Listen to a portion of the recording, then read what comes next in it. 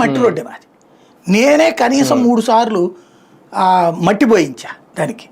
ఏది వర్షం వచ్చినప్పుడు కొట్టుకుపోవడం, మళ్ళీ పోవడం. ఇప్పుడు ఇక్కడ సమస్య ఏంటంటే అసలు లాజిక్ మేము అబ్జర్వ్ చేసాం. అప్పుడు తారు రోడ్డు వేసిన తర్వాత ఇప్పుడు సిమెంట్ రోడ్డు వేసారు జగన్ దిగిపోయే ముందు ఆ ఏరియాలో సందులు కూడా. నేను అబ్జర్వ్ చేసింది ఇప్పటికి కూడా చాలా చోట్ల అబ్జర్వ్ చేసేది ఏంటంటే ఈ పల్లె రోడ్లు కుచించుకుపోతుంటాయి, మట్టి రోడ్లు కాబట్టి.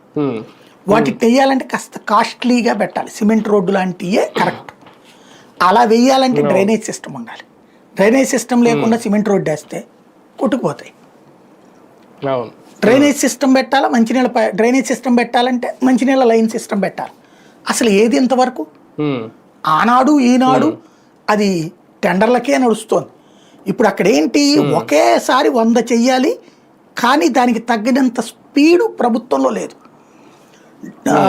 కరెంటు తీగలన్నీ తీసేసి డక్ట్ పెట్టి భూమి అడుగును పెట్టాలి. అంటే ముందు అదంతా తవ్వాలా, రోడ్లు తవ్వాలా, లేకపోతే రోడ్డు సైడ్కి పెట్టాలా. సైడ్కి పెట్టాలంటే అటు ఇటు ఉన్నటువంటి ప్రాంతాలలో ఫస్ట్ లెవలింగ్ చేయాలి.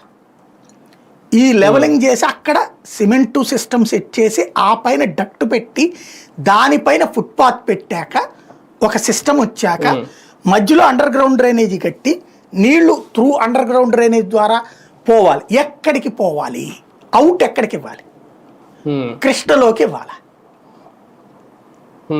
రాజధాని మొత్తం కృష్ణలోకి నీళ్ళు వదలాలి. లేదు ఏదన్నా దాన్ని ఏమంటారు ప్రాసెసింగ్ ప్లాంట్